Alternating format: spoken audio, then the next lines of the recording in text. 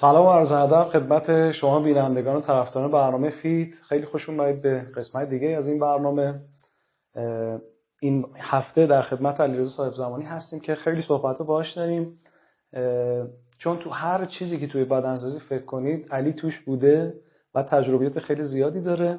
امیدواریم که این ویروس منحوس هر چه زودتر از شرش از سر این کشور و جهان کم بشه. بریم تیزر شرکت فانتوم ببینیم، برگردیم با علی صاحب زمانی.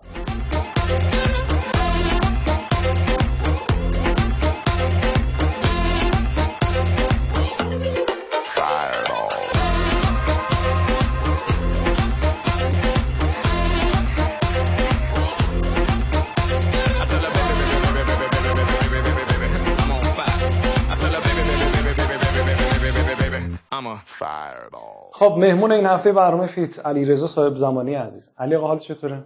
خیلی ممنون. سلام عرض می‌کنم خدمت شما، سلام عرض می‌کنم خدمت تمام بیننده‌های برنامه خوب فیت شو و خیلی خوشحالم که امروز در خدمت شما هستم. مخلص شما. علی آقا چند سالته؟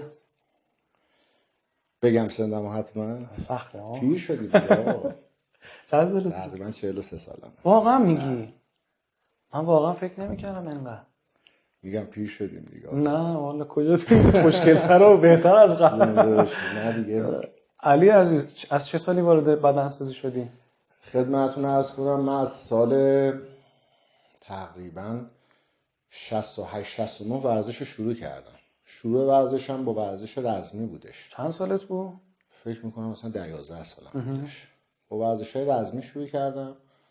رشته اصلیم اون موقع کنیفوتوها بودش. خب تا حتی سال 86 7 کار میکردم، ملی پوش این رشته بودم. باریکلا. تو رشته دیگه مثل فول کیک بوکسینگ، فول کنتاکت کاراته ملی پوش بودم. ولی بدنسازی از سال 75 شروع کردم، از سال 78 مسابقه‌مو شروع کردم. اول مسابقه چند سالت بود؟ چند کیلو بودی؟ اولی مسابقه مثبت 80 جوانان بودم. یعنی از اول وزنت خوب بود، لاغر ماغر نبود؟ نه لاغر نبودم. اصلا من یه آدم توپل بودم، اومدم ورزش. چاق. چند کیلو چاق بودم، اومدم ورزش بدنسازی رو اومدم شروع کردم که میخوام برم لباس بخرم، نخوام برم لباسمو کوچیک بکنم. آها. یعنی شروع ورزش من به خاطر همین بودش. چند کیلو بودی؟ چاق بودی؟ شاید مثلا اون موقع 104 5 کیلو بودم. آها. البته خیلی هم نبوده ها. 104 5 کیلو بودی نسبت به قدم و اینکه خب چربیم زیاد بودش. خیلی میخوردی؟ پرخور بودم. حله حوله. ورزش زیاد میکردم ولی خیلی هم پرخور بودم. غذا زیاد میخوردم. نوش جونت. یه چیزی هم خدمت بگم، من روزی که به دنیا اومدم برگه بیمارستانم هستش. چند کیلو بودی؟ 6 کیلو 200 بودم به دنیا. مگه میشه؟ یعنی 2 برابر وزن عادی. تقریبا 2 برابر کسایی که الان مثلا میگم بچه‌ها آدم میونه 2 کیلو 700 3 کیلو اینا یه مقدار چیزه. من 6 کیلو 200 هنوز برگه بیمارستان اقبالمو دارم. ماشاءالله ماشاءالله. چند تا بچه بودی ولی آقا؟ ما 4 تا. 3 تا پسر هستیم، یه خواهر هستش. خانواده برخوردشون چطور بود با بدنسازی تو؟ من پدرم خودش ورزشکار بودش. پدرم خودش قبل از انقلاب ملی پوش والیبال بودن و پاسور تیم ملی والیبال بودن. 6 سال پاسور تیم ملی والیبال بودن. قدشون بلنده؟ نه قدشون معمولا پاسورا قد متوسط دارن. آره. خدمتتون عرض بکنم که ولی چست و چابکه دیگه. بله هنوزم خب با سن بالای 70 سال نه ما باهاش میتونیم کوه بریم نه میتونیم باهاش پا شنا بکنیم. خدا حفظش کنه. زنده باشی. ولی خب بدنسازی اصلا دوست نداشتش پدر من. یعنی روزی که ما شروع کردیم مخالف بود. من یادمه مثلا ورزش رو با آقای مهدی سیلسپور شروع کردم. خب بعد رفتم خدمت های محسن یزدانی، استاد محسن یزدانی. اون موقع ما حتی غذا و تغذیه‌مون هم که می‌خواستیم مصرف بکنیم یواشکی بود. یعنی اگه مثلا بابام میدیدش که داریم مثلا سفید تخم با سیب زمینی می‌خوریم دعوامون می‌کردش که واسه چی اصلا این ورزش رو دوست نداشت. ولی ورزش رزمی رو دوست داشتش. ورزش رزمی رو دوست داشت. من یادمه تا 3 4 سالم که من مسابقه میدادم بابای من اصلا سالن مسابقه پاشو نمیذاشتش. مادر چطور؟ مادرم همیشه حمایتم. پس همیشه غذای به راه بود. بعد مادرم حمایتم میکرد، خیلی تشویقم میکردش. پس مکملاتو قایم نمیکردی خونه؟ اون موقع خیلی مکمل نبودش آقا جعفرپور. ولی خب بالاخره خب اون موقع خیلی مکمل نبود. یعنی ما مثلا یه آمینوفول اون موقع استفاده میکردیم، نمیدونم پروتئین مثلا مگامس میرفتیم میگرفتیم، خیلی نبودش. بعد با توجه به شرایط مالی، خب بچه هم بودیم، جوانتر بودیم، هنوز خودمون راه رسم بیزینس رو یاد نگرفته بودیم. پدرم ورزش خوب بود ولی کمک به ورزش هم نمیکرد به خاطر بدنسازی. میگفتش که هر رشته‌ای میخوای برو، هرچند بماند که از 2-3 سال بعدش که خوشش اومده بود دید من مقام میارم مسابقه میدم، خیلی کمکم کردش، خیلی مشوقم شد. ولی در مجموع خیلی مکمل نبودش اون موقع که بخوایم استفاده بکنیم، خیلی کمتر بودش مکملا نسبت به الان. آمینا بودش، گلوتامین بودش، پروتئین بود. خب کم بود. پول نداشتیم، میرفتیم کیلویی می‌خریدیم. کیلویی می‌خریدیم. مثلا میرفتیم توی مغازه پروتئین فروشی بودش، میگفتیم آقا مثلا 2 کیلو به ما، 1 کیلو به ما یا نیم کیلو به ما مثلا این پروتئین به ما بده. واقعا اینطوری بود؟ به خدا میریختن تو نایلون به اون میدادن. البته توی بعد اون بنده خدایی که ازش می‌خریدیم هیچ وقت این دبش کم نمی‌شدش، همیشه دبه پر می‌موندش. دوباره میریختوش دیگه. احتمالاً میریخت. ولی الان خب خیلی راحت‌تر شدن بچه‌ها. اون موقع علم مکملی و دارویی هم به این شکل نبود. بله. اینا رو دیگه همه خوب میدونن. می‌خوایم بریم سراغ این که چند تا یعنی چه مقام‌هایی رو خودت دوست داری توی این مقام‌هایی که داشتی؟ من ما خیلی سال میتونستم ملی پوش باشم. از سال 80 من 79 قهرمان کشور شدم، 78 قهرمان کشور شدم جوانان. سال 80 قهرمان کشور شدم، سال 82 قهرمان کشور شدم، سال 84 قهرمان تهران کشور شدم، سال 87 همینطور. تو هیچ کدوم ولی به تیم ملی نیومدی؟ اون موقع من هنوز پاسپورت نداشتم متاسفانه. سنت کم بود. پاسپورت نداشتم و یا به خاطر سربازی بود؟ به خاطر خدمت هم بودش. و متاسفانه دیگه از سال 87 یه 3-4 سالی مسابقه ندادم تا سال 90 فکر میکنم، 91 دوباره شروع کردم دیگه. مسابقات مثل مسابقات امارات بودش، مسابقات جایزه بزرگ قطر بودش، المپیای مسکو بودش، مسابقات خدمت عرض بکنم باز المپیای هنگ کنگ بودش، آرنولد کلاسیک اسپانیا بودش و همین مسابقاتی که به این شکل به شکل آزاد میرفتیم شرکت میکردیم. و کدوم مقامتو دوست داری؟ کدوم آخرین مسابقه‌مو خیلی دوست داشتم. چون آخرین مسابقه‌ام کدوم بود؟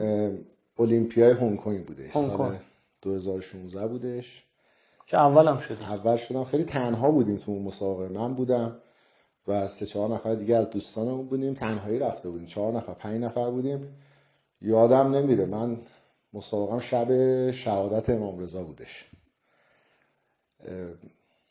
حتی موزیکی رو که انتخاب کردیم همون موزیکی بودش که به قول معروف موزیک امام رضا بودش. ای حرمت. بله ای حرمت. و خیلی تنها بودیم، یعنی حتی اونجا میتونستیم اوورال بشیم. اون سال مثلا آقای ارزشمندم با ما اومدش مسابقه داد. کدومشون؟ مهدی ارزشمندی که امسال شد اوورال جهان، اون سال تو اون مسابقه شرکت کردش. اونجا هم اگه اشتباه نکنم نقره گرفتن ایشون. و فرنام مصطفی پور بودش. تو چه وزنی اول شدی؟ من 100 تا بودم. 100 تا بود. بله. و بعد از اون دیگه سال چند بود؟ 95 بود؟ سال 96 بود. 6 بود. در 96 دیگه مسابقه نداشت. نه دیگه چرا؟ هم سنه دیگه یه مقدار رفت بالا، هم ماشاءالله اینقدر بدنهای خوب و جوون داریم که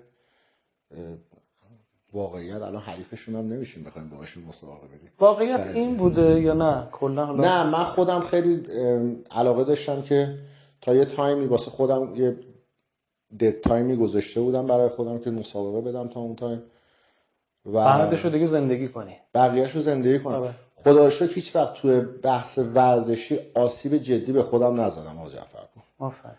یعنی من یعنی همیشه پیش خودم حدتون میدونستی که آقا این از این بیشتر اگه ذهن خودم همیشه میگفتم اگه من موم یه دونش بریزه دیگه ورزش نمیکنم، دارو استفاده نمیکنم، اگه نمیدونم بدنم جوش بزنه نمیکنم، اگه کبد کلیه‌ام به مشکل بخوره ورزش نمیکنم. چون جالب. آخه برعکس شما دوستانتون میگن خب آقا این ورزش سلامتی نیست، باید خطر کنی. ریسک پذیری تو این ورزش زیاده. همین که 2 روز آخر یا 3-4 روز آخر آبو کنترل میکنه آدم، یا مصرف پروتئین که میره بالا خود به خود به کلیه اینقدر فشار میاره که خب این خودش یه نوع ریسک پذیریه. ولی خب هرچی مسابقه بدی که تموم نمیشه. نه بعضی این از باید قبول بکنیم که ته همه این مسابقه و شرکت ها و کمپانی هایی که دارن برگزاری مسابقات رو انجام میدن، تهش هدف بیزینسه. حتما همینطوره. یعنی ما یه جورایی گلادیاتوریم واسه اون شرکت ها که واسه اون شرکت ها درآمدزا باشیم. بله مطمئنا همینطوریه. دقیقاً. میخوام بی پرده صحبت کنیم با علی. حتما. و علی هم یه مطلب آماده کرده، منم توی کاغذ قیچی شده کج نگاه سوال نوشتم، چون من معمولا سوال نمی‌نویسم خیلی به دست. علی آقا تو از میگن که دوستانی که پولدار هستن و ازشون خوبه بدن از این خانواده‌ها بدنساز در نمیاد، ولی تو خانواده بودی که وضعیتون خوب بوده ولی اومدی مدارج رو طی کردی، سختی‌ها رو به جونت خریدی. درسته؟ وضعیتون خوب بود دیگه. بله، من از ابتدا از نظر خانوادگی وضعم خوب بودش. وضعمون یعنی وضعیت پدرم، خب پدر من تقریبا 50 خورده سال اصلا کارخونه داره. چه کارخونه‌ایه؟ ما کارخونه نساجی داریم. کارخونه پارچه هستش و اصلا کار خانوادگی مونه. کار نساجی کار خانوادگی مونه. مثلا اگه 30 تا 40 تا کارخونه نساجی تو سطح تهران باشه، 20 تاش واسه حالا یا خودمونه یا اقواممونه، فرق نمیکنه. ولی من خیلی قبول ندارم این حرفو که مثلا صحبت میکنن، خیلی جا من شنیدم دوستان میگن که کسی که پول داره نمیتونه رژیم بگیره، کسی که پول داره چرا نمیتونه. الان ما کم بچه‌هایی نداریم که وضعیت‌های مالی خوبی دارن، خب دارن مسابقه میدن. اصلا این پولدار بودن با اینکه کسی که واقعا اصلا پول یه دونه سوما رو نداشته باشه خیلی فرق میکنه. یه زمانی هستش میگیم آقا فلانی خیلی پول داره ولی فلانی هم میتونه اندازه همون آدم پول داره هزینه بدنش رو انجام بده. ما داریم میبینیم الان بچه‌های ما بالاخره هزینه بدنشون رو دارن انجام میدن. یعنی یه مسابقه اون پولدار هم بخواد بره شرکت بکنه، مثلا 100 میلیون بخواد هزینه بکنه، اونی که نداره وقتی میخواد بره شرکت بکنه با 80 میلیون داره میره شرکت میکنه. ولی خب شما جور میکنه. فقط کسی که پول داره دغدغه فکریش کمتره. اینو قبول دارم که کسایی که با وضعیت مالی بدتره تو هر شرایطی تو هر ورزشی دارن مسابقه میدن، اینو من خودم قبول دارم که خیلی خیلی خیلی خیلی قدر اون هزینه‌ای که دارن واسه بدنشون میکنن و میدونن. بله. چه بسا یه وقتی مثلا یه آدمی که حالا درسته پولدار باشه، من مثلا تو رژیم باشم، یه اتفاق برام بیفته خیلی راحت رژیممو بشکنم، ولی به مراتب دیدم بچه‌ای که آسیبای شدید دیدن چون هزینه‌های خیلی هنگفتی کردن به خاطر خیلی از قهرمانان شما بهتر میدین تا ته مسابقه وایسادن با آسیب دیدگی. با آسیب دیدگی وایسادن. ولی خب اینطور نیستش که حتما باید، یعنی به عنوان یه منطق نمیشه ازش استفاده کرد. کسی که پول داره نمیتونه قهرمان بشه، کسی که مثلا وضعیت مالی خوبی نداره میتونه. من میتونم اینجوری بیان بکنم که اونی که وضعیت مالی خوبی نداره اون هزینه‌ای که برای بدنش میکنه بیشتر قدرش رو میدونه. منم اینو قبول دارم. و سختی بیشتری هم. و سختی بیشتری داره متحمل میشه، حتی چه از بابت روحی چه از بابت جسمی. چون خیلی از بچه‌ها من میبینم مثلا کارمندن یا جایی دارن کار میکنن، مشغول کار هستن، حالا بخوان 2 وعده تمرین بکنن، حالا شاید من نوعی میگرفتم خونه میخوابیدم میومدم تمرینم میکردم. ولی خب اینا هر زحمتی که اونا دارن میکشن به مراتب بیشتر. ولی خب ببینید همونطور که هممون میدونیم بحث مالی وقتی باشه خیال خیلی راحت تره. ولی بحثمون این بود که مثلا آیت نجد باقی میگفتن که وضعش خوبه، خیلی دیگه میگفتن اون که وضعشون خوبه نمیتونن بدنساز بشن، نمیتونن سختی‌ها رو تحمل بکنن. ولی علی میگه که آره یه سری موارد به نفعشونه، ولی خب سختی رژیم همون سختیه. نمیشه اونی که وضعش خوبه رژیمش آسون‌تره، فقط به لحاظ روحی روانی. از نظر روحی روانی آقا جعفر یه چیزی هم من خدمت بگم، اینی که وضعش خوبه 2 تا مبحث داره. یه مبحثی هستش که من تو خونه هستم، پدرم میاد به من پول تزریق میکنه. یه زمانی هستش من خودم یه شغلی دارم، یه کاری دارم، یه کارخونه‌ای دارم. خود من درگیری فکری که دارم شاید 100 برابر بچه‌ای هستش که وضعیت مالیشون ضعیف‌تر هستش. یعنی اینو دارم که مثلا سر برج باید به 200 نفر حقوق بدم. درسته وضعیت مثلا خوبه، اما ولی اینو قبول دارم یه سری‌ها هستن که خب نه تو خونه هستن، هزینه‌هاشون رو دارن از طریق خانواده میگیرن. ما اینطور نبوده که هزینه‌مون قرار باشه خانواده متقبل بشه. ما خودمون کار کردیم، ولی خب خانواده طوری بوده که ما رو ساپورت کرده که بتونیم به مرحله خوبی برسیم. خیلی عالی. بدنساز مورد علاقت کی بود؟ ایرانی یا خارجی؟ جفتشو بگو دیگه. من اون تایم ناصر سنباتی رو خیلی دوست داشتم. خدا رحمت کنه. خدا بیامرزتش. خودم یه چون چشام ضعیف بود، عینک می‌زدی؟ یه عینک گرد می‌ذارم که ادا ناصر مثلا شبیه ناصر بشه. حتی یادم نمیره مثلا 2 سال اول 3 سال اولی که مسابقه دادم با همون عینک گرده میرفتم رو استیج. دیگه آقای کاکلی تا عینک منو میدیدش میشناختم. و واقعا هیبت خاصی داشت. یعنی هنوزم فیلماشو می‌بینی؟ تو بدنسازای ایرانی هم که آقای محسن یزدانی که خب استاد بنده بودش، آقای مهدی استیلسپور که استاد بنده بودن و علی تبریزی. خیلی عالی. بعدن عباس مهدوی هم فوق العاده قشنگ بود، خیلی دوست داشتم. دیگه قرار شد یه دونه بگی دیگه. یه دونه بخوام بگم محسن یزدانی. چند تا باشگاه دارید الان؟ ما تو سطح کشور 21 باشگاه. باشگاه لاماسیا. باشگاهی که به اسم لاماسیا هستش. حالا یه سریاشو خودمون مشارکت داریم باشون، یه سریاشون هم که فقط تابلو دارن هست. تابلو دارن. تو تهران چند تا؟ تو تهران یه دونه.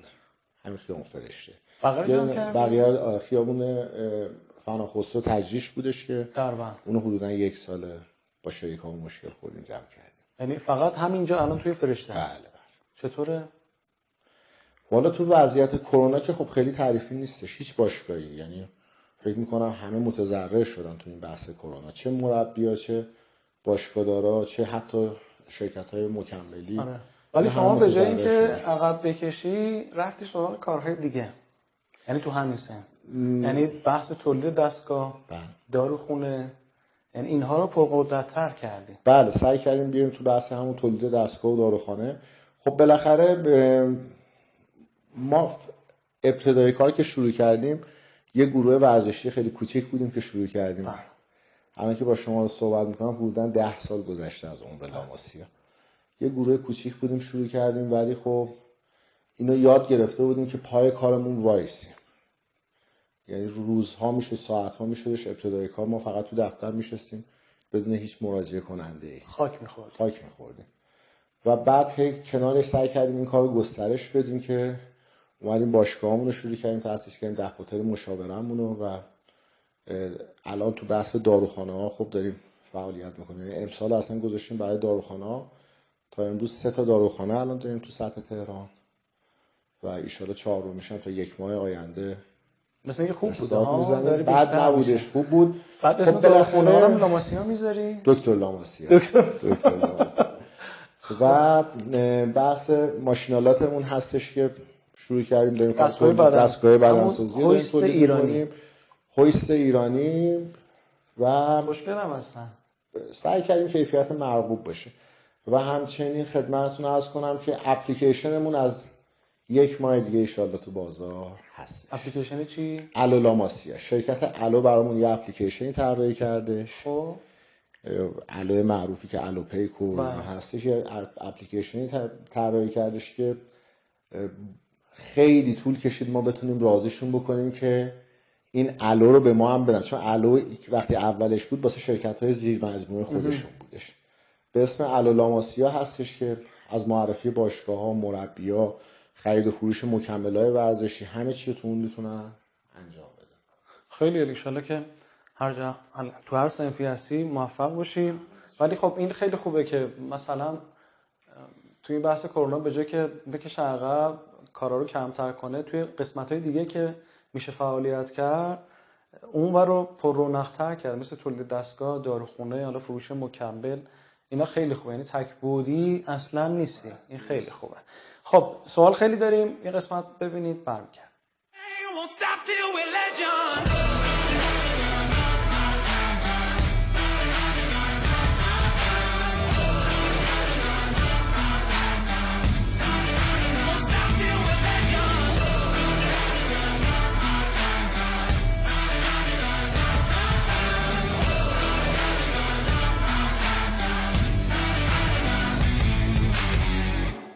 خب خیلی ممنونم که همچنان ما رو مشاهده میکنید. یه تیمی دیدیم جدیدن با هدایت آقای علی اسکری رفتن رومانی و مسابقه و این داستان ها و یه سری حالا نتایج هم به دست اومد. آقای صاحب زمانی تو بحث اعزام هم ماشاءالله چند تا تاله اعزام داشتیم؟ ما حدوداً 143 تا اعزام داشتیم. ماشاءالله. هم داخل هم خارج؟ نه خارجی ها فقط 143 تا. مگه داریم مگه؟ یعنی یه فدراسیون اینجا نشسته ماشاءالله. ما فدراسیون سالی 2 تا میبره. حالا مجموع ما مثلا گفتیم پارسال نزدیک 11 تا تیم اعزام کردیم. یعنی یه تایمی حتی میشد مثلا خب من یه تیم میبردم روسیه، مثلا آقای قندی تیم میبردش مالزی. این داستان هم ما حتی داشتیم. اصلا تو این وضعیت لازمه بچه‌ها مسابقه بدن به نظرت؟ والا امسال تقویمی که دادن حدود 100 تا مسابقهش حذف شدش. آره. آقا جعفرپور یعنی همین برج 9 قرار بودش 19 نو تایلند مسابقه برگزار بشه، 3 نو قرار بود قبرس مسابقه برگزار بشه، اینا همه حذف شدش، اصلا از تقویم خارج شد. و بچه‌ها میان هزینه رو میکنن، رژیم رو میگیرن، سختی رو دارن به جون میخرن، ولی هیچ اطمینانی نیستش که واقعا بتونن مسابقه رو برن یا نرن. یعنی اگر که 1% مثلا رومانی رو با این شرایط ویزا بهمون نمیدادش یا اینکه پروازی نبودش به سمت رومانی، شاید به مشکل میخورد. همینو میگم چه اصراریه. ولی یه چیزی لازمه که بگم، آقای علی عسکری از نظر ویزا گرفتن واقعا خوب تونست. آره اون که میگم با اون قضیه اصلا کاری نداریم. آره اینو باید بگم حتما. ولی به عنوان یک شما ورزشکاری من خودم مسابقه میدادم هیچ وقت تو این شرایط مسابقه رو انتخاب نمی‌کردم که برم. اونم با این وضعیت، حالا اصلا کرونا یک طرف، با این نوسان دلار ارز و اینا، بله پروازها این شکلی و اصلا خیلی ریسک بود. واقعا ریسکه تو این شرایط. به نظر من خیلی مسابقه دادن من خودم پیشنهاد نمی‌کنم به دوستان، فرق نمی‌کنه ورزشکار. البته میدونم همه واقعا دوست دارن مسابقه بدن، بدنشون آماده نگه می‌دارن، بچه‌های پاور لیفتینگ اون بچه‌های قوی‌ترین مردانمون با آسیب دیدگی‌هایی که دارن پرورش اندام، ولی خیلی صلاح نیست تو این شرایط مسابقه دادن. از نظر شخصی خود من دارم میگم.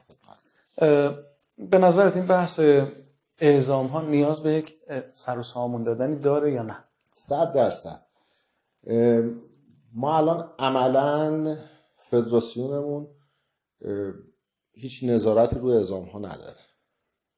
حالا زمان آقا پورعلی فر خب خیلی اصلا حساسیت داشتش ایشون که فقط با IFBB کار بشه، با فدراسیون‌های دیگه، کمپانی‌های دیگه اصلا کار نشه، که از نظر من کاملا اشتباهه، چون یه بحث درآمدزایی خیلی خوب میتونه واسه فدراسیون باشه. خب وقتی آقای رافائل میگه به غیر از من اگر با جای دیگه کار کنید تحریمتون میکنم، این حرفو فکر نمی‌کنم هیچ وقت آقای رافائل زده باشه. اگه اینطوری نبود که نمی‌مد ورزشکارا رو بگی من که به شما فکر نمی‌کنم این حرفو زده باشه، چون داریم به عینه می‌بینیم این حرف زمانی صدق میکنه که بگیم که تو بقیه کشورها هم داره این انجام بشه. ببین تو خود مقر IFBB که اسپانیا هستش هم سالی حدوداً 3 تا 4 تا مسابقات NPC داره برگزار میشه. مسابقات نوا حتی توش داره برگزار میشه. چین مسابقات NPC داره برگزار میکنه، خودش میزبان مسابقات آسیایی IFBB بودش. کره مسابقات IFBB شرکت میکنه، میزبان مسابقات NPC هستش. پس منظورت اینه که خود فدراسیون تو این راستا حرکت کرد؟ من حسم اینه که فدراسیون دوست نداشتش بچه‌هامون مسابقات NPC شرکت بکنن. و اشتباه بزرگی هم که چون باید آزاد بذاریم، هرچی محدود میکنیم یه بحثی رو محدود میکنیم، مردم بیشتر سمت اون گرایش پیدا میکنن. خب اگر آقای رافائل اصلا IFBB بیاد بگه آقا نه این خود اونا اعلام کنن چی میشه؟ ببینید عملا یه همچین کاری نمیکنه. یعنی اگه اعلام بشه یه رایزنی کردش، صحبت کرد. رافائل یه آدم کاملا قابل تعامله. بگیم من تیممو هر سال واسه مسابقات میفرستم، این اطمینان خاطر رو بهش بدیم که واسه آسیای جهانیش تیم شما داری اعزام میکنی برای مسابقات رافائل. الان عملا قوی‌ترین تیم ایران، قوی‌ترین تیم دنیا ایرانه. یعنی اگر ایران هم تو IFBB نباشه، رافائل دیگه واقعا باید فدراسیونش رو جمع بکنه بره.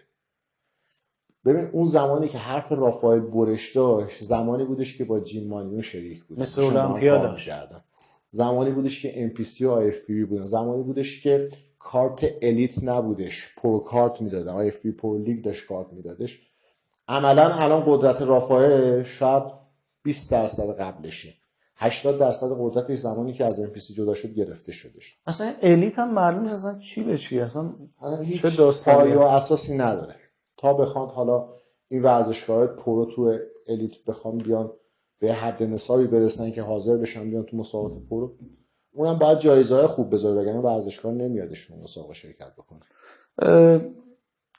تو خیلی تیمداری هم میکنی، حالا به غیر از اعزام‌های زیادی که داشتی توی هر مسابقه که بوده تیم داشتی، درسته؟ بله تقریبا ما 17 بار پشت سر هم تیممون حالا یا اول بوده یا دوم بوده. کشور؟ تهران.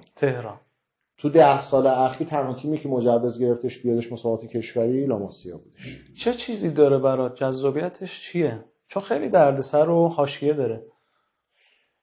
عملاً میگم فقط برامون هزینه بره. تیم فقط برامون هزینه بره، اما واسه اینکه بتونیم به تو جامعه پرورش اندام اینو جا بندازیم آقای جعفرپور که تیم ورزشی وجود داره، این تیم میاد هزینه میکنه و اینکه خودشو بتونه به بچه‌ها بشناسونه و امروز بچه‌ها بشناسن این تیمو، ما این هزینه رو به جون خریدیم. 10 سال پیش اولین شخصی که اومد اسپانسرینگ رو تو ایران جا انداختش خود ما بود. بله. شما خودت تو جریانی که مثلا ورزشکار گرفتیم تیم درست کردیم، همه گفتن آقا یعنی چی، واسه چی ورزشکار رو میگیری هزینه‌شو میدی اسپانسر میشی؟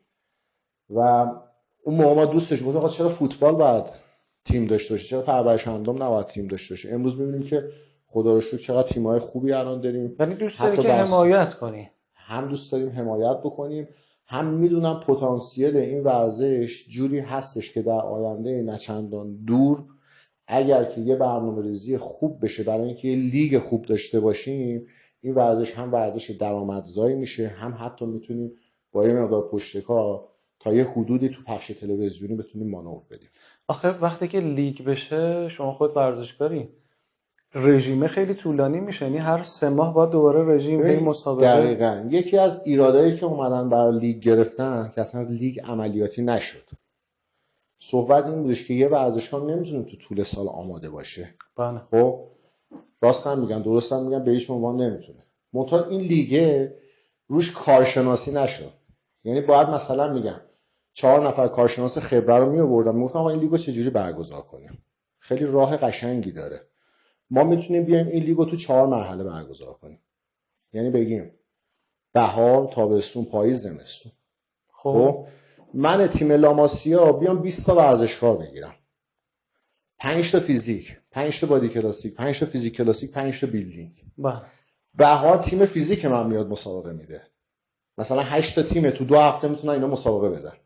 یه ورزشکار 2 هفته که میتونه مسابقه بده که خب 3 هفته هم میتونه مسابقه بده. بعد اون وقتی که بیلدینگ میخواد مسابقه بده چیکار کنه؟ خب همونو میگم، تیم من تو فیزیک آخر بهار مسابقه مثلا میده، تیم بادی که همه اینا باید این 4 تا تیمو داشته باشن کسایی که میخوان تو لیگ شرکت کنن. یعنی در سال 1 بار هر کدوم از اینا مسابقه 1 بار مسابقه میدن، تو یه فصل مسابقه میدن. ولی خب الان 2 بار مسابقه رو داریم.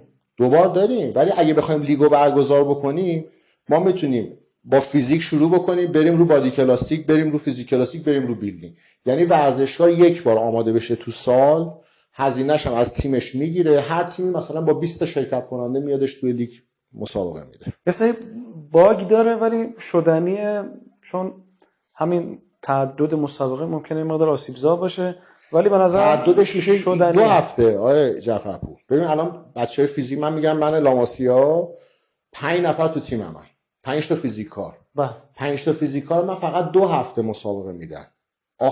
آخر مثلا بهار مسابقه فیزیک تموم میشه، اگه 8 تا تیم تو لیگ هستش تو 2 هفته مسابقه تموم میشه، 2 تا جمعه تموم میشه مسابقه. خب تیم اول، دوم، سوم تا 8م فیزیک مشخص میشه، 3 ماه بعدش کلاسیک مشخص میشه، 3 ماه بعدش بیلدینگ مشخص میشه، 3 ماه بعدش مثلا فیزیک کلاسیک. خیلی راحت میشه این کارو انجام داد. خیلی کارا میشه که انجام داد. حالا حتی واسه فیزیک میشه پخش تلویزیونی گرفتش. آره البته ماشاءالله میگم آقای صاحب زمین تو همه چی ورود کرده. همینجا یه استودیویی دارن و دیگه یه صدا و سیما درست کرده، همه کار میکنه. یعنی ما میگم تو هر یه فدراسیون اینجا نشسته، هر کاری که یک فدراسیون بگید آقای صاحب زمانی انجام داده. میذارم رو کاغذ بخونم. حرف نمیزنی ولی وقتی حرف بزنی انتقاد کنی ببینید نابود. آقا نیما من حقیقتش از دل همین بچه‌های بدنساز در اومد. یعنی من مسئول نیستم به قول معروف، یا اینکه از وزارت خونه نیومدم جایی بخوام بشینم. من هر حرفی میزنم از طرف ورزشکار حرف میزنم. خودم ورزشکار بودم، الان ورزشمو میکنم، تیمداری کردم. ما حتی تو تیمایی که داریم میبریم سعی میکنیم اونجوری که خودم دوست داشتم برم مسابقه بدم همونو واسه بچه‌ها میخوام. از هتل خوب گرفته، بهترین پرواز گرفته، همه چی فرق نمیکنه.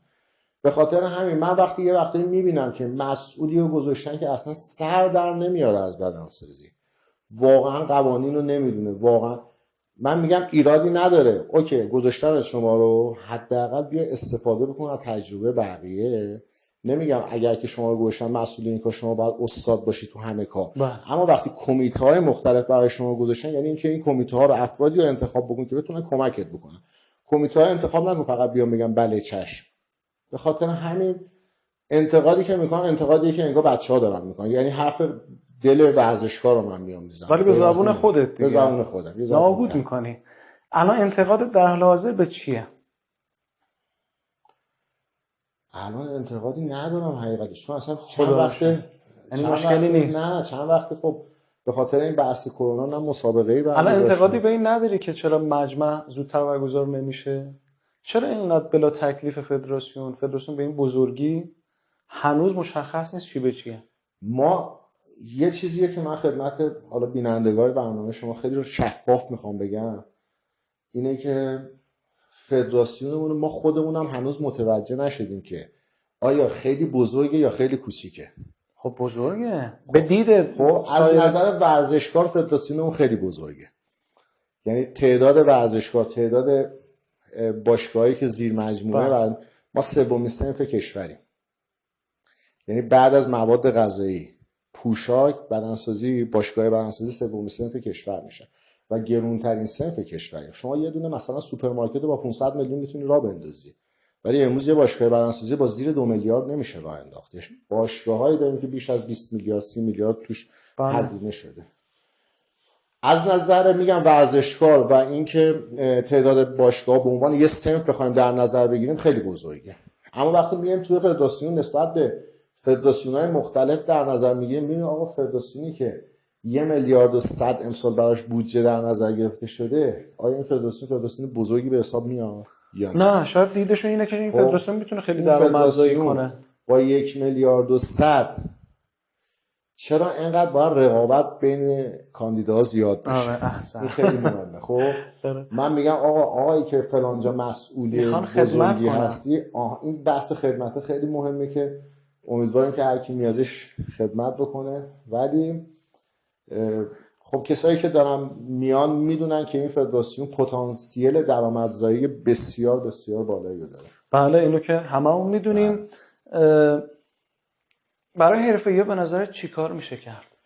برای حرفه‌ای‌ها ببین عملا تو اساسنامه فدراسیون ها، ما اساسنامه‌ای که داریم تو جمهوری اسلامی اساسنامه فدراسیون های آماتوری هستش، یعنی هیچ حرفی از حرفه‌ای نیومده. اما این به این معنی نیستش که شما نمیتونید ورزشکار حرفه‌ای و زیر مجموعه و زیر پوشش خودت داشته باشی. شما نمیتونی هزینه فدراسیون آماتوری رو صرف ورزشکار پروت بکنی یا حرفه‌ای بکنی، اما میتونی ورزشکار حرفه‌ای خودت رو زیر مجموعه فدراسیون نگه داری، کمکش بکنی از طریق جذب اسپانسرهای مختلف، کمکش بکنی که بتونه اون راهش رو پیش ببره. تو ایران حرف که میزنیم این باز به خاطر اون کمی اطلاعات مسئولیمون، ما ورزش آماتوری، بله ورزش آماتوری بودجه صرف ورزش آماتوری بشه. ورزشکار حرفه‌ای ما از شما بودجه نمیخواد، ولی شما به عنوان فدراسیون میتونی کمکش بکنی ویزاشو بگیره، حمایتش بکنی. شما به عنوان فدراسیون میتونی بگی آقای ایکسی که الان یه شرکت مکملی داری یا شرکت دستگاه سازی داری، این ورزشکار شما حواشو داشته باش. این کارو میتونی بکنی، بودجه فدراسیون رو هزینه‌اش نکن، هیچ ایرادی نداره. اما ورزشکار تو طردش نکن دیگه از خانواده. ما نگاه بکن شما ببین آیا جواب چقدر ورزشکارای پرو داریم که اسم اینا که میاد من عکسشون رو تو اینستاگرام میبینم حیفم میاد اینا رو نگاه میکنم. شما تو این 10 سال 8 سال گذشته ببین چه بچهای خوبی ما داشتیم تو پرو، امروز اصلا اسمی ازشون نیستش. چرا؟ چون فدراسیون هیچ وقت نخواسته اینا. میگه اینو واسه من هزینه بند. خب شما هزینه نکن، شما هزینه‌تو صرف آماتور بکن. انتخابتو کردی توی نماینده انتخابی داشتی؟ برای کاندیداها واسه من حقیقتا فرق نمیکنه. اصلا من هیچ وقت به قول معروف نه کاری با فدراسیون داشتم، هیچ مذاکره‌ای نشده؟ نه مذاکره به قول معروف هنوز وقتی مجمع تشکیل نشده، مجمع هنوز تشکیل نشده، نه نه ما واقعا کاری نداریم باش. من هر کی هم بیاد همشون از دوستامون هستن. البته خب اصلا چند نفر من نمیشناسم، ما هم چند نمیشناسیم. تاشون اصلا من نمیشناسم، اسمشون هم یه بار شاید شنیدم، ولی فرقی به آدما نمیکنه، چون هر کی بیادش هم از دوستامون هستن، هم به قول معروف فکر نمیکنم بعدش بیادش که پس خیلی فرقی برات نداره. تا حالا واسه ما فدراسیون چیکار کردی که آخه الان بعضی از دوستان دیدی که توی فضای مجازی خودشون دارن میکشن برای انتخاب ها. بله. و اصلا من علتش رو نمیفهمم. یعنی قراره مثلا بنده خدا انتخاب بشه به این دوستان سمتی داده بشه یا نه واقعا اینقدر میدونن که این آدم میتونه خدمت کنه که اینقدر این دوستان دارن زحمت میکشن. ان شاءالله که گزینه دوم باشه. آقا عملا اینو خدمت عرض کنم آقای جعفرپور، کسی که میاد با ریاست فدراسیون پرورشندان، شما مطمئن باش هدفش خدمت به پرورشندان نیست. اینو مطمئن باش هدفش قرار دادن یه پله برای اینکه حالا سری بعدی بره توی مجلس شورای شهر. اینو خیلی روشن دارم خدمت. جمله سنگینی بودا. بله. خیلی همینجوری صحبت کنیم، یعنی شفاف و رو. یه بدنساز حرفه‌ای به نظر چه خصوصیتایی باید داشته باشه؟ اصلا تو ایران به نظر ما بدنساز حرفه‌ای داریم که همه چیش درست باشه؟ بدنساز حرفه‌ای که همه چیش درست باشه فکر نمی‌کنم. ما یه ضعف خیلی بزرگ بچه‌هامون دارن. بدنهای بچه‌هامون فوق‌العاده است. تمریناتشون فوق‌العاده است. هزینه‌هایی که دارن میکنن الان حرفه‌ایامون خوب دارن هزینه میکنن برای بدنشون. ولی متاسفانه هیچ کدومشون مدیر برنامه خوب نداره. تمام دنیا ورزشکار پرو اولین کاری که میکنه مدیر برنامه‌اش رو انتخاب میکنه، بعد مربیش رو انتخاب میکنه. این خیلی مهمه و ورزشکار ما متاسفانه ضعف این دوتا رو داره. مدیر برنامه تو ایران داریم؟ بله مدیر برنامه هستش تو ایران، میتونن مدیر چند برنامه تا اسم میاری خودتون؟ حتما نباید مدیر برنامه ورزشی باشه. من ورزشکار مدیر برنامه میخوام. آره مدیر برنامه از کجا بگیرم؟ ببین مدیر برنامه شما میتونه حتی یه دونه وکیل بین الملل باشه، یه حقوقدان بین الملل باشه، اصلا حتما نباید ورزشی باشه. که تو انتخاب مسابقه مدیر برنامه میتونه کمکت بکنه، میتونه هم ورزشکار باشه. آخه اگه وکیل باشه که نمیتونه مسابقاتو سر در بیاره. ببینید مسابقاتو سر در آوردنش دیگه اون ورزشکار خودش سر در میاره. خب مدیر برنامه اینه که بیاد بگه آقا این مسابقه‌ای که شما دارید شرکت میکنید چند درصد احتمال داره اصلا ویزات بتونه آماده بشه، اصلا میتونی شما ویزای این کشور رو بگیری. یعنی همون کاری که شما آقای رسا و دوستان دیگه دارن انجام میدن به واسطه رابطه‌ای که دارید. بله دقیقاً. آقا توی اعزام‌ها اینو تو اون قبلی یادم رفت، کسی که تیم میبره تو نتیجه خیلی تاثیر داره. یعنی وقتی میگن این تیمو فلانی آورده بالا، موقع مقام دادن سختگیرتر میشن تا اینکه یه نفر آزاد خودش بره. ببینید تو MPC تجربه‌ای که ما داشتیم، عملا هر کسی تو MPC، ببینید اینو باز دارم شفاف میگم، هر کسی تو MPC بیاد بگه که بیا با من بریم من میتونم کمکت بکنم، داره دروغ میگه. اصلا یه همچین چیزی امکان نداره. ببین جیمانیا اومده مسابقاتش رو طوری چیده که انقدر برای پرومتور اون مسابقات درآمدزا هستش که کسی به خاطر $1000 $2000 $5000 حاضر نیستش مقام جابجا بکنه. یه روزی من با یکی از همین دوستان پرومتور شام بیرون بودیم، گفتم تو اگه به $5000 بدن حاضر یه مقام مثلا سومو با اولی عوض بکنی؟ من گفت با $5000 نه ولی $100,000 بدی. آره. خب یعنی میخوام بگم خوب دارن پول در میارن از طریق مسابقات MPC. هر کی اومد گفتش، هر کی، همینجا من دارم میگم، هر کی، چه من نوعی چه تمام بچه‌ای که دارن تیم میبرن، اگه اومد گفتش با من بیاید من میتونم اینجا کمکتون بکنم این نتیجه رو بگیرم، دارن دروغ میگن تو MPC. پس تاثیر نداره چه با شما برن. تنها چیزی که داره اینه که مثلا ما خودمون تیم میبریم بدون نوبت بچه‌مون وزن کشی میشن، یا مثلا ما حتی شدش یه بار فشار آوردیم به پروموتور، گفتیم که آقا شما وسایل وزن کشی تو ما تعداد بچه‌ای که آوردیم زیاده، 60 نفر. شما بیاید تو هتل ما وزن بچه‌مون رو بکشید. آره یادمه. خب این کارو تونستیم بکنیم، ولی این که بخواد نتیجه عوض بشه نه. یا حتی ما رنگ بدن رو گفتیم باید بیان تو هتلمون رنگ اولشون رو بزنن، این کارم کردیم. ولی امکان نداره من بتونم یه دومو بکنم اول، یه سومو بکنم دوم. آفرین. الان میتونستی برعکس اینو بگی که تبلیغی برات بشه ولی این کارو اصلا نکردی. امکان نداره. آفرین. به نظر تو چه چیزی تو بدنسازی خیلی مهمه؟ مثل تغذیه، پول، تمرین، دارو، استراحت، کدوم از اینا خیلی مهمه؟ میدونم همش به هم وصله، ولی به نظر تو کدوم از اینا خیلی مهمتر از همه است؟ آقا جعفر، من همیشه به بچه‌ها گفتم دارو کم و زیاد همه دارن میزنن، غذا هم همه دارن میخورن، خوابم همه 1-2 ساعت بالا پایین دارن انجام میدن. اینجا یه چیزی باید متفاوت باشه که یه نفر میشه قهرمان جهان، یکی میشه مثلا اوت میشه تو مسابقات جهانی.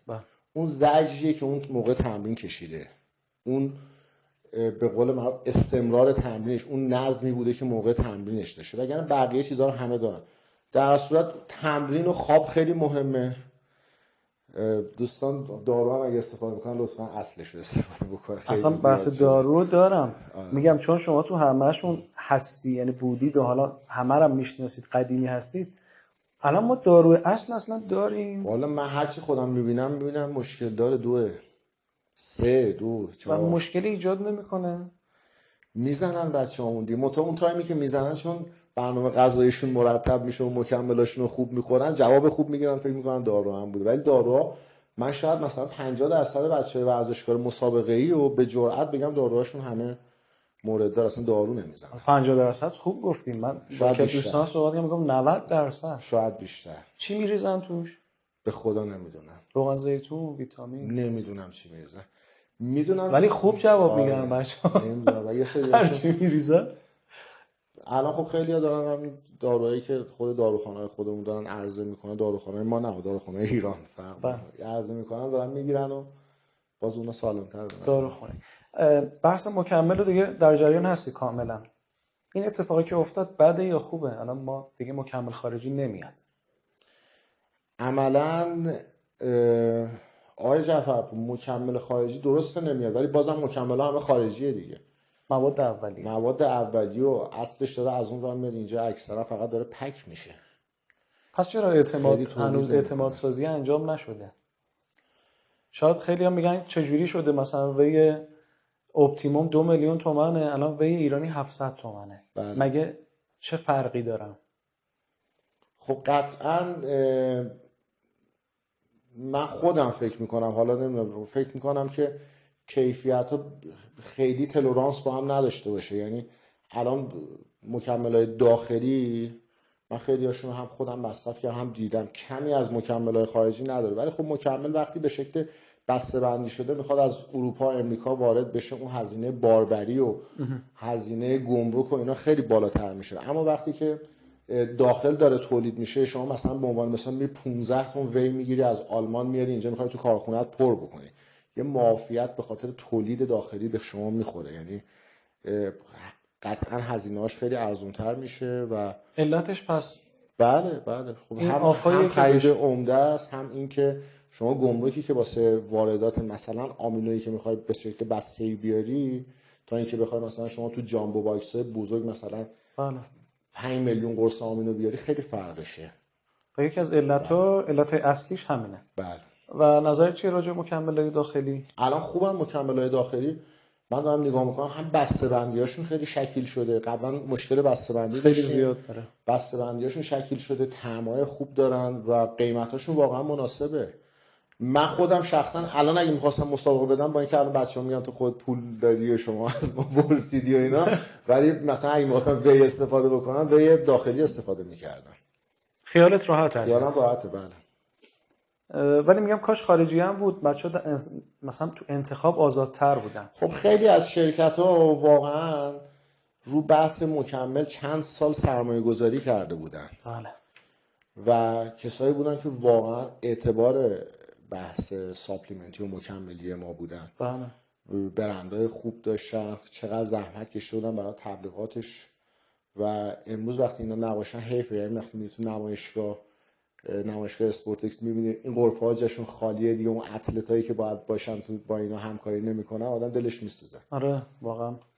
ولی در کل خب فعلا نه که چاره ای نیست، ولی واقعا مکملای ایرانی خیلی هاشون کیفیت خوبی دارن. من هنوز پای قولم هستم، برند فانتومو حتما اگه محصولش به دستم برسه آزمایی خواهم برد و اگر فانتومو نمیشناسید علتش اینه که تازه شروع به کار شده و شما ان شاءالله میارید داروخونه هاتون. 100%. حالا اطلاع رسانی خواهد شد. توی بحث سوال قبلی پس به نظر تمرین از همه چی مهمتره. تمرین برای کسی که واقعا قهرمان میخواد بشه که اون رتبه 4 رو بکنه اول خیلی مهمه. اگر پول ندارم بدنساز نشم؟ اگر پول ندارن مسابقه نده. خود بدن ساختن بدنساز بشه، مسابقه نده. دوست دارم. اگه 2 سال پیش بود میگفتم مسابقه بده، الان پول داره هم نمیتونه مسابقه بده با این دلار رو. آره. عرضه. یعنی اصلا اونایی که پول ندارن قصه نخورن، چون اونی که پول داره هم نمیتونه مسابقه بده. تکلیف کرونا به نظر چی میشه؟ حالا و چقدر نقدی بهم بگو چقدر آسیب دیدی این چند وقت به خاطر کرونا؟ تکلیفش که واقعا نمیدونم چی میشه تا زمانی که داروش نیادش. عملا اتفاقی نمیفته، همین شکل باید مدارا بکنیم. باید بشکه‌ها رو ببندن هر دفعه. ما تو مجموعه خودمون حدود شاید بالغ بر 1 میلیارد ضرر کردیم. راه حلش اینه که بسته بشه؟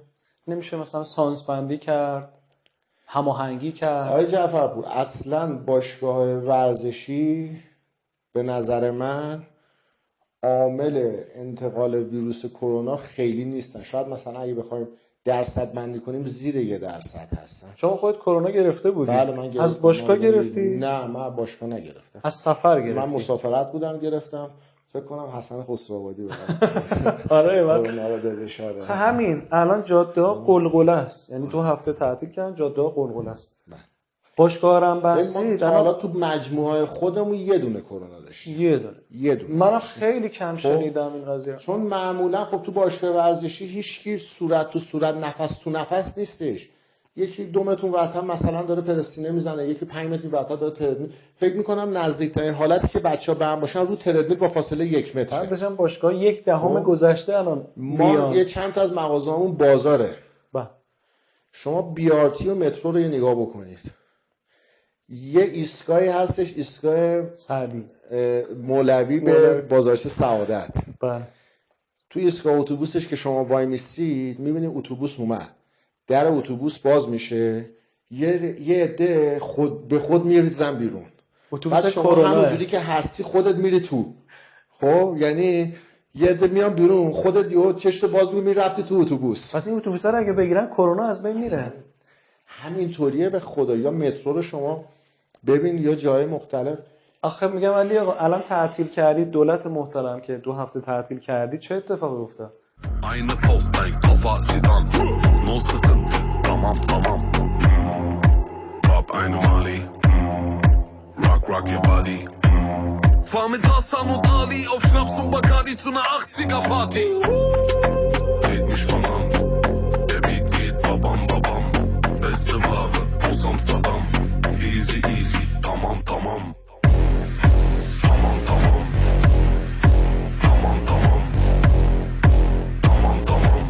Easy tamam Tamam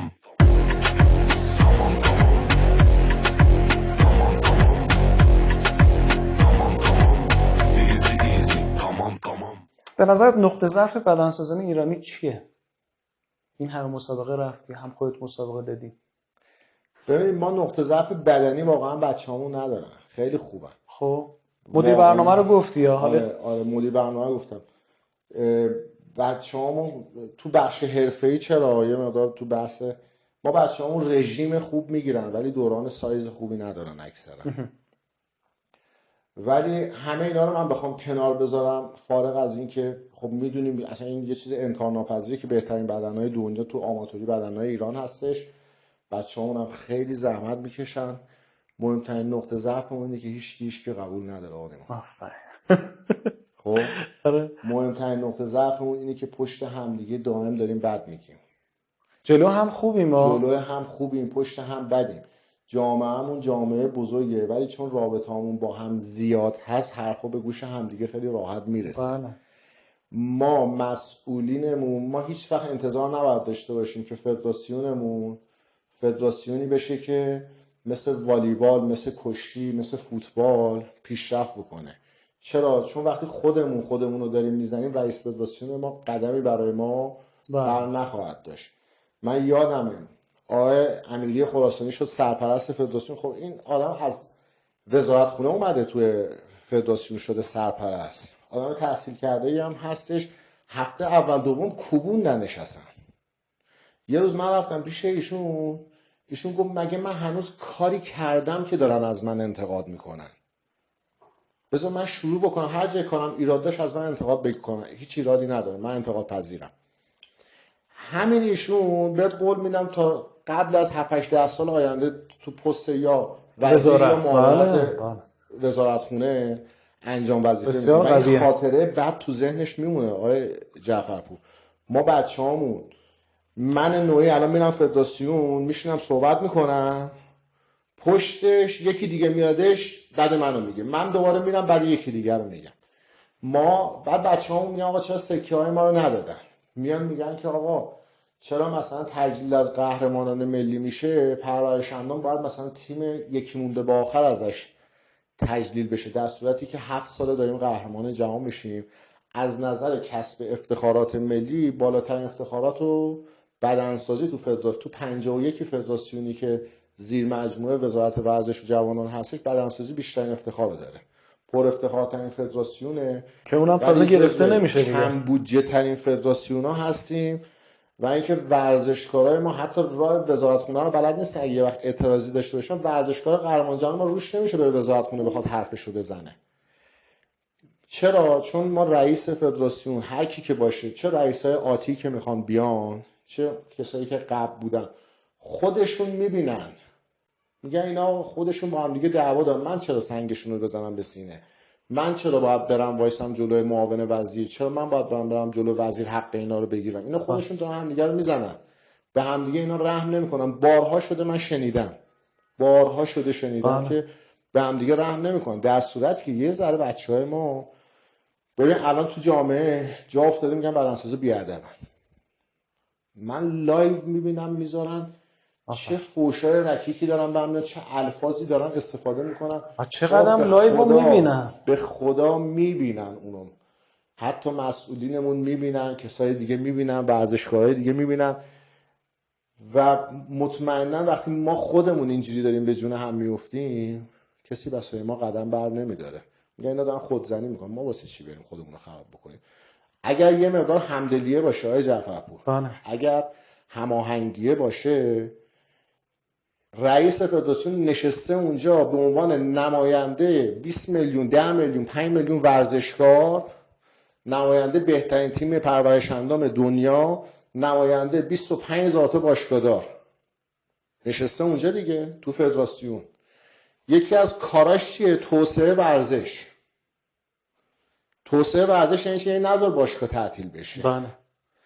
اگه 100 نفر پشتم برن بگن آقا باید وظیفه شماست، وظیفت، خواهش نمی‌کنیم ازت، نمیگیم لطفاً برو این کارو انجام بده، وظیفت شما باشه بری وزارت خونه بشین جلوی وزیر بگی 25,000 تا باشگاه چرا باید 5,000 تاش تعطیل بشه؟ این صنف منه، چرا باید 5,000 تاش تعطیل بشه؟ ازش بخوان بعد ببینن این کارو انجام میده یا نه. ولی وقتی ببینن همه پشت همه، نمیتونه بگه انجام نمیدن، باید بره اونم بشینه اونجا رایزنی بکنه، مذاکره بکنه. ولی ما نه، ما 3 نفر امروز میرن میگن خواهش میکنم آقا یه صحبتی هم بکنید واسه ما، یه صحبتی چه نشسته اونجا باید بره انجام بده. بعد دوباره بعدش 5 نفر میرن پیشش، نه با اونا رو ولشون کن دیگه کرونا اومده، خب ستاد اینجوری دستور داده، باشه ستاد دستور داره، کشتی که نفس تو نفسه دارن با هم دیگه صورت به صورته دارن لیگ برگزار میکنن. باشگاهی که هر کی با هم دیگه 5 متر اختلاف داره نباید برگزار بکنه. بعد از اون ور میان میگن آقا مثلا میگه پروتکل بهداشتی رو رعایت کن. کسی که تب داره نیاد تو باشگاه. 70% کسایی که الان کرونا میگیرن تو 5 روز اول اصلا تب ندارن. دمای بدنشون 36 37. بله. ما خودمون یه مقدار باید به خودمون رحم کنیم، یه مقدار مهربون باشیم. آقای جعفر نه حرفات خیلی درسته.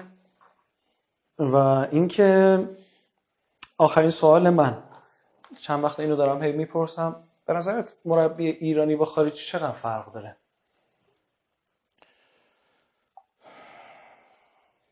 من این سوال شما رو با یه سوال از شما میپرسم. مربیای ما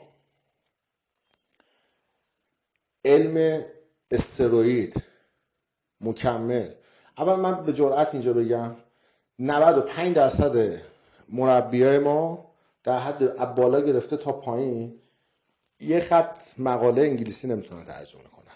هر کدومشون تونست بیاد اینجا با شما 2 دقیقه با هم دیگه صحبت بکنید، نمیتونن. برمیخوره بهشون اینجوری میگه. مشکل نه، راستشو دارم میگم. نمیتونن صحبت. میخوام اینو بگم بعد برسم به فدراسیون دوباره. خب این علم رو از کجا آوردن در ارتباط با استروئید؟ چیزی خوندن؟ نه، تجربی دیگه. کلاسی برگزار میشه در ارتباط با استروئید؟ نه.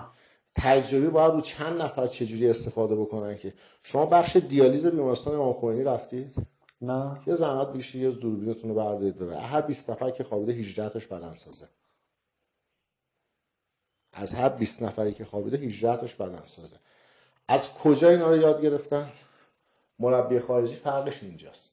چیزی که میخواستم خدمتتون بگم، خب تو اساسنامه فدراسیون‌های ورزشی تو بند 9 نوشته شده معرفی و اعزام مربیان و داوران و کلاس‌های توجیهی و ارتقایی.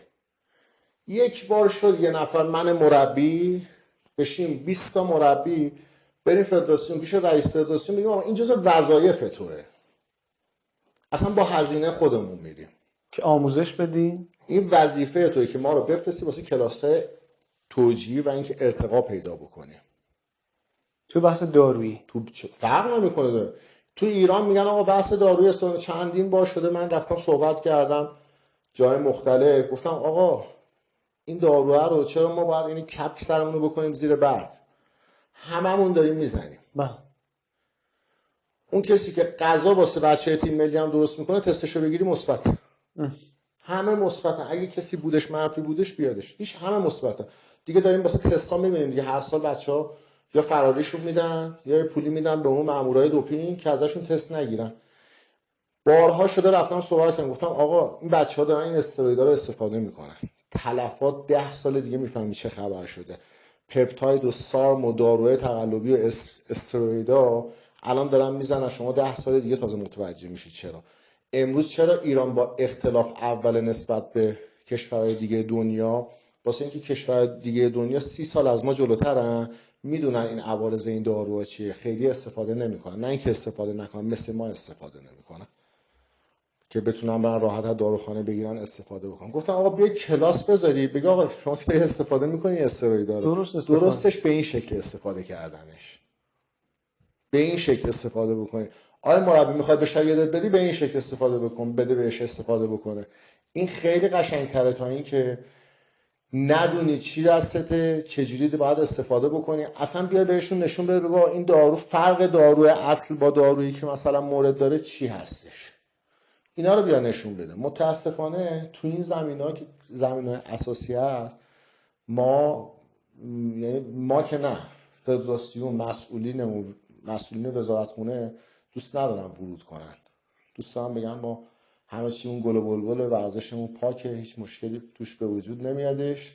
حالا منظورت اینه که توی فدراسیون جدید باید توی این قضیه بحث دارو ورود بکنن، کمیته‌ای بذارن برای این قضیه. تو فدراسیون جدید من الان خیلی برنامه دارم میبینم که دوستانمون رو که داریم صحبت میکنیم ازشون شما یا خبرگزاری‌های مختلف میپرسن، میگن که آقا شما از رئیس فدراسیون آینده چه انتظاری داری؟ بچه‌های خودمون نمیدونن چه انتظاری دارن. همه میگن به ورزشگاه برسه، سکه ها رو بده، هوای ورزشگاه رو داشته باشه، فدراسیونی که بچه 1,100,000,000 بودجه داره انتظار دارید بیاد بهتون پول بده؟ خب نمیاد بهتون بده، نمیتونه بهتون بده. عجیبش هم که کسی در نمیاره بده. کسی که میاد رئیس فدراسیون میشه یه وقتایی تا زمانی که مجمع بخواد برگزار بشه شما میبینید اصلا 2 میلیارد داده رفته. اون به خاطر چیز دیگه میاد، اون باید بیادش که در بیاره. ولی ما خودمون نمیدونیم هنوز چی میخوایم از رئیس فدراسیونمون.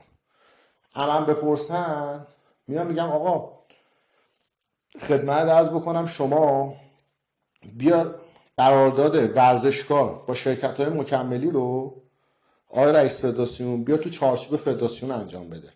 مگه فوتبال انجام نمیده؟ مگه کشتی انجام نمیده؟ مگه والیبال انجام نمیده؟ مگه بسکتبال انجام نمیده؟ این همه ما شرکت مکملی داریم، بیش از 50 تا شرکت مکملی داریم. ورزشکار رو خیلی هاشون دارن استعمار میکنن. استعمار هم استثمار دیگه دارن میکنن. یعنی من ورزشکار میگم چی بهت میده این شرکت؟ میگه یه دونه پیراهن به من میده با شلوارک یا مثلا لباسای منو 3 ماه بار میده. شما بیا زیر مجموعه فدراسیون بگو آقا که 50 تا شرکتی 10 تا اتلت میخواد میشه 500 تا. والا ما 500 تا قهرمان بیشتر نداریم. داریم آقا. اینا رو بیا تقسیمشون بکنه، هر کی که خواست بیا قراردادش تو فدراسیون نوشته بشه. هم یه سهمی بیاد واسه فدراسیون بگه آقا من 10% قرارداد میبندم، هم یه بخش حقوقی میذاره واسه این قضیه. اون بخش حقوقی میتونه ضامن اجرایی باشه، چه برای ورزشکار چه واسه شرکت. یه وقتی ورزشکارا اصلا تعهداتشون رو انجام نمیدن، یه وقتی شرکت‌ها انجام نمیدن.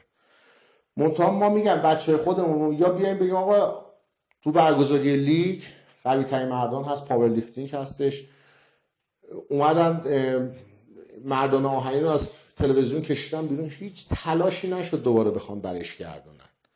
هیچ تلاشی تا حالا یه بار من ندیدم یه رایزنی یکی از مسئولین فدراسیون بکنه بره بگه آقا فیزیک ما رو که میتونی تو تلویزیون نشون بدی.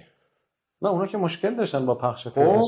فیزیک ما رو میتونی شما نشون بدی، چرا فیزیک ما رو نشون نمیدی؟ ما اسپانسر قوی هنوز فدراسیونمون نتونسته بگیره. ما هنوز رئیس فدراسیونمون، حالا اینی که میگم حالا چه اونی که بعدی بیاد کاراشو میخوام بگم، نتونسته بیاد از من باشگاهدار دفاع بکنه بگه آقا باشگاه رو این زده خون و دلش داره این میخوره. آقای وزارت بهداشت، آقای فدراسیون پزشکی ورزشی بیاید بشینی، یه نفرم از وزارت خونه، آقای وزیر، آقای معاون بیاید بشینی، چرا من باید کار بکنم سودش داروخانه ببره؟ من باشگاهدار باید کار کنم سودش داروخانه ببره. من باشگاهدار رو اجازهشو بتونه بگیره که توزیع مکملات ورزشی رو تو باشگاه با حضور یه دونه پزشک تغذیه داشته باشه. بله. میدونی چقدر کمک میکنه به همین باشگاه؟ خیلی. ولی خب میگم متاسفانه هیچ کدوم اینا انجام نشده. چرا فدراسیون ما نباید بیاد بگه اینا همش براش درآمدزای آقای جعفرپور، بگه آقای صاحب زمانی، آقای قندی، آقای رسا، آقای عسکری، آقای نحاس، داری تیم میبری MPC اشکال نداره، بیا من مجوز شورای برون مرزی برات میگیرم. بله. مزایده بذار بین تیم‌ها، بگو آقا شما میخوای ببری $4,000 بده به فدراسیون کمک کن، $3,000 بده من مجوز شورای برون مرزی میگیرم برده ببر. 50 تا ورزشکار بیاد 50 تا $400 شما بگیری $20,000 گرفتی، $4,000 دادی به فدراسیون، $15,000 برای خود اون تیمی که داره میره درآمدزا شده. بچه‌ها هم راضی‌ان چون تاییدیه شورای برون مرزی داره. بله. ما سر و سامونی نداره فدراسیونمون. امیدواریم کسی که میاد یه مقدار بتونه تو این داستانا کمک بکنه. این که سکه ها رو بگیری، این وظیفه، این کوچکترین وظیفه یه رئیس فدراسیون، باید سکه شما رو بیاد بگیره. ولی اینکه به ما برس از نظر رسیدن باید بگی به هم. خب اون کسی که کاندیدا نگاه میکنه دیگه. من دیدم قهرمانای خوبمونو نشستن خبرگزاری باید صحبت کنن آقا شما انتظار در رئیس فدراسیون چیه؟ امیدواریم رئیس فدراسیون بعدی که میادش به ورزشکار برسه، درد دل ورزشکار رو متوجه شه. خب حالا درد دلت چیه؟ چی رو باید متوجه شه؟ شما درد دلت رو بگو، هدفی که تو بگو آقا ما اینا رو از شما میخوایم. کسی که میادش حواسش رو جمع میکنه، میگه آقا این جامعه فهیمیه، ازت کار میخوادش. بله. اینطور نیستش که با 4 نفر دیگه بیادش مثلا قبلا به فدراسیون رو بگردونه. فدراسیون قبلی ما عملا با 3 نفر 4 نفر داشتش کاراش انجام میشدش، کسی دیگر رو راه نمیدادن. بله.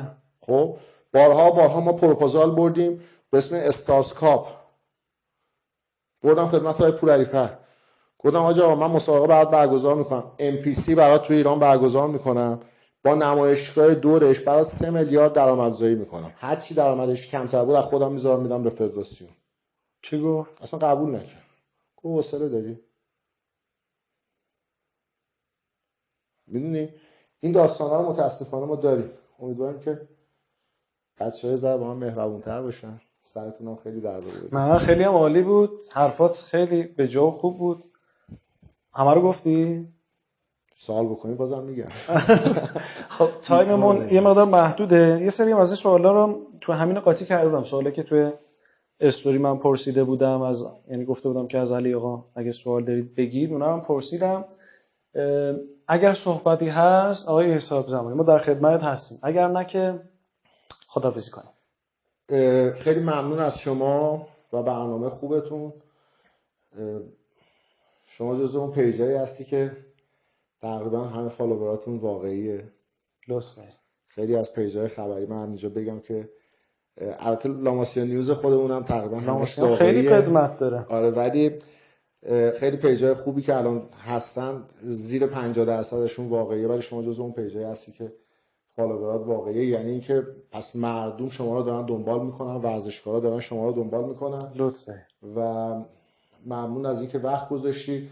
خواهش میکنم پشت هم بد نگیم، خواهش میکنم همدیگر رو دوست داشته باشیم، همدل یه تیم باشیم، تو همدیگه توی خانواده اگه دعوا میشه تو خانواده دعوا بشه، نذاریم از خانواده بیرون بره. و با لطفا خواهش میکنم از مسئولینمون چیزی نخواهیم، چون با خواهش میکنم لطفا شده مسئول داره میادش میگه آقا من مسئولم، اومدم خدمتگزار شما ورزشکارا بشم که بهتون کمک بکنم، خدمت بکنم. یه مقدار اساسنامه‌های فدراسیونتون و اون چیزی که حقتون هستش رو مطالعه بکنید، اون چیزی که واقعا میدونید که باید براتون انجام بده، برید بشینید بگید این کار شما موظفی برای من انجام بدی، باید انجام بدی. و اما اگر انجام ندادش، بازرسی وزارت ورزش کاملا رسیدگی میکنه. اینطور نیستش که فکر بکنید با توجه به اینکه فدراسیون ها یه مجموعه شبه دولتی هستن یا غیر دولتی هستن کسی نمیتونه نظارت روشون بکنه. خیلی راحت هم میشه روشون نظارت کردش و حقتون رو مطالبه بکنید. با خواهش کردن حقتون رو نمیتونید بگیرید، برید بشینید بگید این حق ما باید بهمون بدید. همه قهرمانامونم باز معذرت میخوام سرتون درد آوردم. خیلی عالی بود، خیلی خوشحالم که این برنامه رو باهات ضبط کردم، چون حرفایی زدی که خیلی خوب بود و متاسفانه کمتر دوستان دیگه زده میزنن به خاطر اینکه منافعشون درگیره. و ممنونم که همه رو گفتی. من حالا یه خواهشی از خودتون دارم، هر دوست عزیزی که انتخاب شد توی فدراسیون شما همین کار رو خودت هم انجام بده، یعنی پیگیر باشید. کسایی که حالا قدمت دارن میشناسنشون، مطمئنه قهرمانی که یک دو تا مدال داره نمیتونه بره فدراسیون، حتی راش نمیدن که بره با رئیس فدراسیون صحبت کنه، ولی دوستانی مثل شما میتونن برن صحبت بکنن و بله شما باید پیگیر این مطالب باشید. آقا جعفرپور ادب باشه.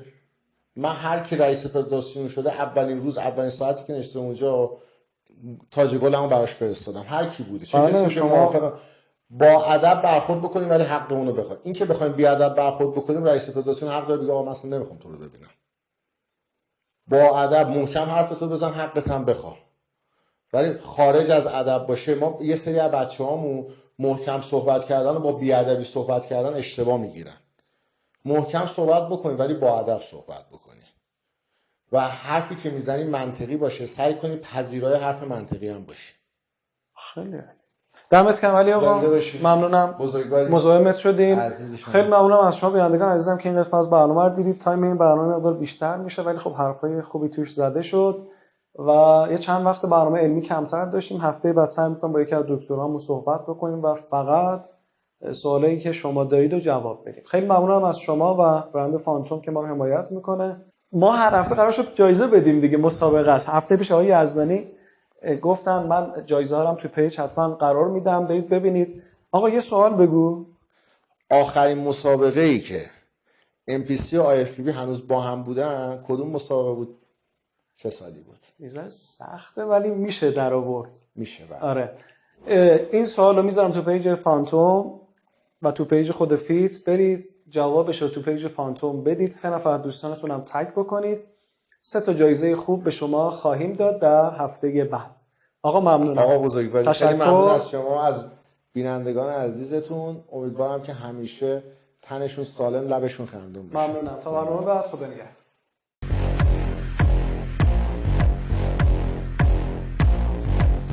Easy easy tamam tamam